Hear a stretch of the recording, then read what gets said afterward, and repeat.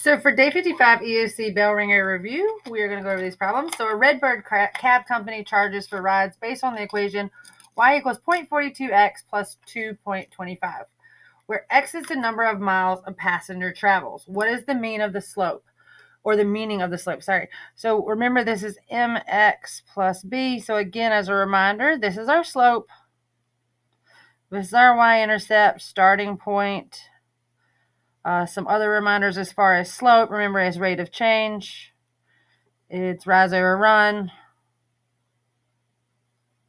It can be coefficient of x.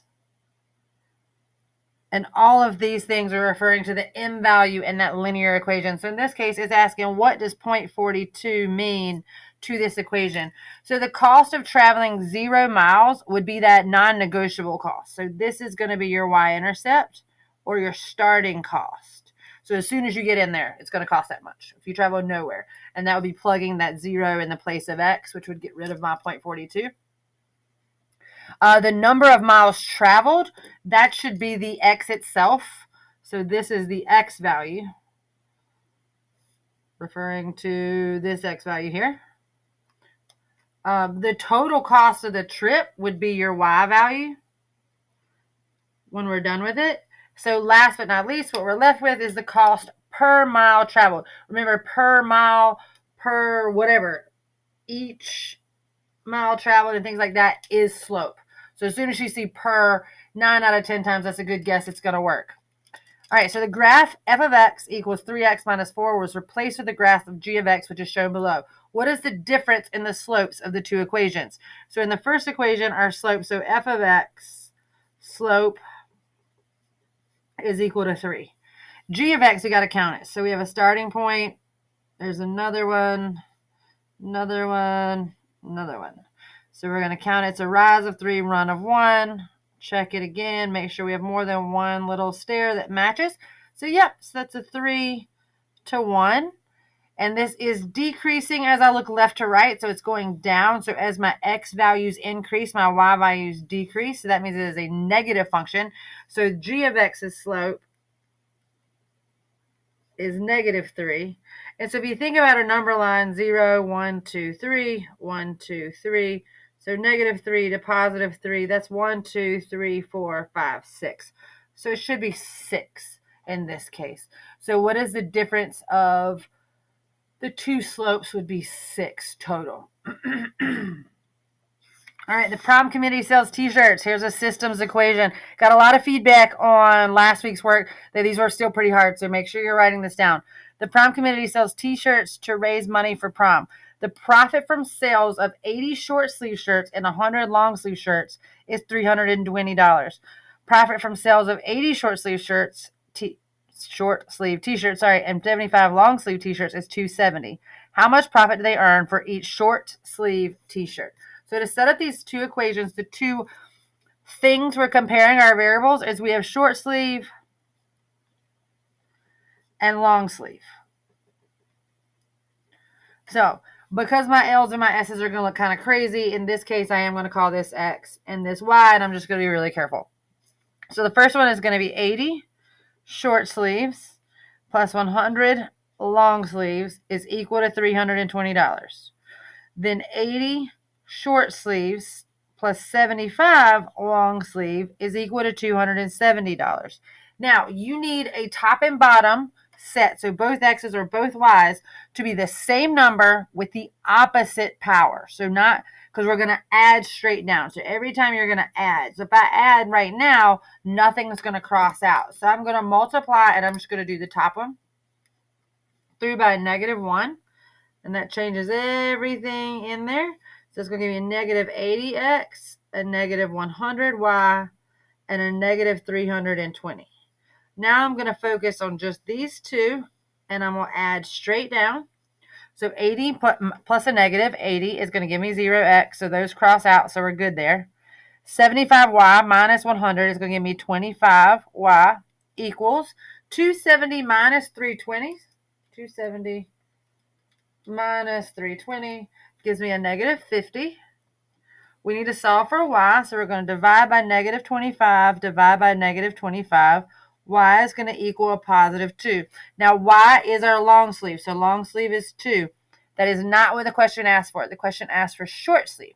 So we're going to plug this in. I'm going to do the top one because I like 100. It's pretty easy to multiply by. So 80x plus 100 times 2, because we just found out y is 2, equals 320. So 80x plus 200 equals 320. Again, we are going to work to get that x by itself. Big, great divide. So we're going to move that 200, and we're going to do so by taking the inverse of addition, which is subtraction. Both sides, because what you do to one side, you have to do to the other. And again, you're shooting to get your constant on one side and your variable on the other. So constant on one side, variable on the other. So I end up with 120. Divide by 80. Divide by 80. 120 divided by 80 is 1.5. So then short sleeves are $1.50 profit, whereas your long sleeves are a $2 profit based off the system shown here. All right, so number 4. The table shows the average heights of trees and the amount of years that it has been growing. What is the average rate of change in the height from the tree from year 1 to year 5? So that means year 1, year 5. Big call out on EOC release question. When it calls out 2 places like that, like 2 separate numbers or 2 coordinates in a table, just use those. So this is going to be our x. This is our y. So we have 1, 3, and we want the rate of change, which is slope, which you can do y minus y, y2 minus y1 over x2 minus x1 if that's what you learned in 8th grade math or that you're still good at. That's your slope. Or remember, I like to do the stack them, subtract them, y on top. So stack them, and then I'm going to subtract. So 1 minus 5 is going to give me a negative 4. 3 minus 9 is going to give me a negative 6. So stack them, subtract them, y is on top. So it's going to be negative 6 over negative 4. We're in high school now, so we don't leave fractions unreduced. So that's negative is going to be a positive. So it's going to be 3 over 2, which is a 1.5, just depending on your multiple different forms of the answer choices you could get. 3 over 2, 1.5. It could also be 1.5, just to prepare yourself, because again, different people make tests different ways. Questions are written different ways. Answer choices are put in different forms. But ideally, your slope should be in the rise over run form. So 3 over 2 is probably your best answer for this. Now, systems of inequalities.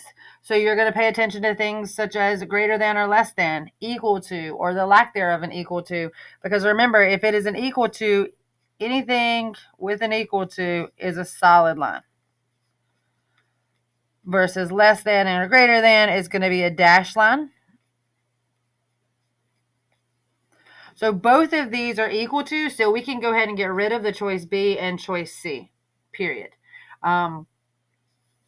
Just in case you can't tell from my video, this is where it's shaded here. This is where it's shaded here. So our first one is going to start at a negative 3 and rise to run 1. So start at a negative 3, rise to run 1, rise to run 1. Yep.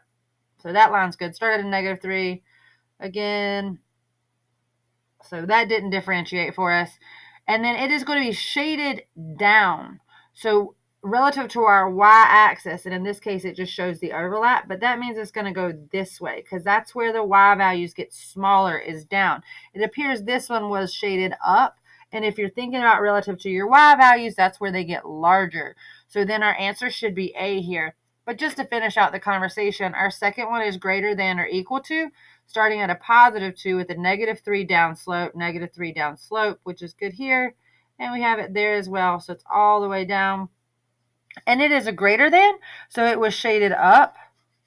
And that's why you saw only the overlap, which was in here in those answer choices. So the answer choice is definitely A. Hopefully that ironed out any confusions you guys had. As always, attend tutoring, come to live class, email me, or shoot me questions because we do have an EOC and, we got to kick butt.